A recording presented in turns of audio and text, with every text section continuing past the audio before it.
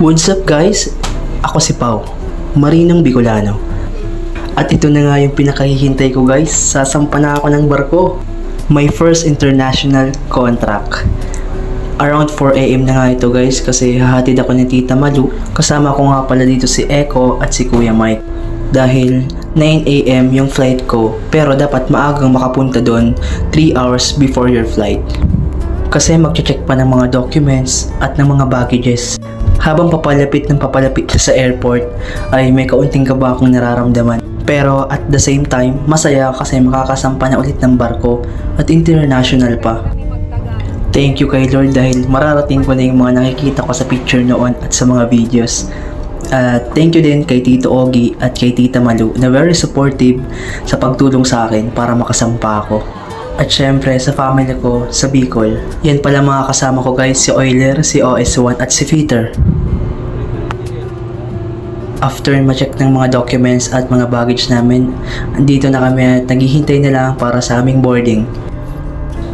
And this is it. Papasok na kami sa airplane. Ang biyahe pala namin is Naiya to Singapore Changi Airport. Nakakapanibago talaga at nakakagaba kasi first time kong sumakay ng eroplano. Yeah! At ito yung flight info. Yun, ganda ng view no? Parang girlfriend ko. Jeez! 3 hours and 30 minutes yung biyahe. So makakarating kami doon ng 1 PM. Mga ganyan. So ito yung free lunch namin. Parang kare-kare siya. Beef. Tapos may juice, dried mango, and may tinapay din. Tapos palaman niya yung butter. At may salad. So kain muna ako guys.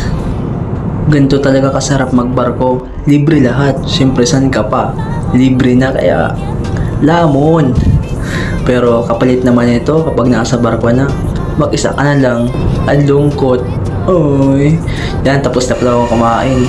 Nakuha pa talaga magpa-cute oh. And then, nandito na kami sa Singapore. Ang ganda ng airport nila guys. May free wifi at may elevator. Pero yung flat lang, yung hindi ka na mahihirapan magbitbit ng mga bagahe mo. So, andito na ang mga pogi. At dahil nagutom na kami, kain muna kami ng dinner. At after namin kumain ng dinner, magpapahinga na kami kasi kinabukasan pa yung biyahe namin papuntang Malaysia. May free allowance din pala kami guys, pero kailangan namin magtipid kasi bukas pa kami makakarating ng Malaysia. Dito pala namin napiling kumain kasi mura. Ganyan ang tipid tips. Ito pala yung napili ko guys, pork at chicken and asal at may sabaw kasi sarap magigip ng sabaw eh. Dito na pala kami nagpaumaga sa airport kasi kinabukasan naman yung flight namin. Diyan na pala kami natulog guys at nagpalipas ng umaga. Pagising namin ay pumunta na kami sa gate F52 para maghintay ng aming boarding time. Papunta na pala kami guys sa gate F52 para maghintay ng boarding time namin. At mas mabuti na rin maaga kaysa maiwan. Parang Boy Scout lang oh, laging handa. At andito na nga, nakasakay na kami ng eroplano. 1 hour and 30 minutes pala yung biyahe papuntang Penang, Malaysia Airport. At eto na naman guys, free breakfast. Sakto hindi pa kami nag-breakfast talaga. Tinapay siya na may palamang itlog, then may libre ding tubig at juice.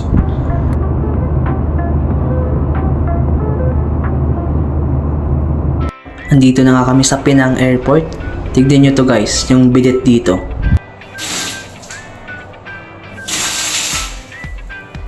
Isang pindot, wasak talaga. Dito na nga namin hinintay yung agent namin. Yun siya, napaka-pogi niyan guys. Siya pala maghahatid sa amin sa barko, sa port, kung saan naka-dock yung barko. And 39 minutes pala mula Penang Airport to Penang Port.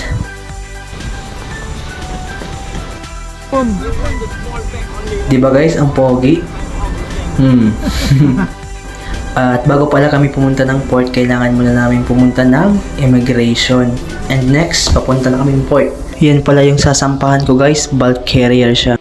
14 years old na pala yung barko, kaya inaasahan ko ng medyo may kalumaan na to.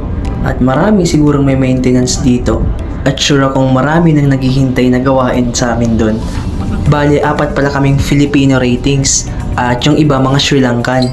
And then yung mga officers namin, deck at engine ay mga Russian.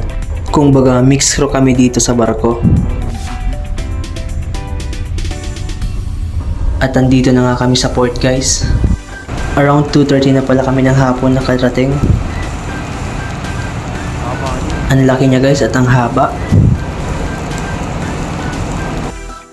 After nga namin maipasok yung mga gamit ay nag-ikot-ikot na kami sa barko para ma-familiarize yung parts ng barko at yung mga equipments niya.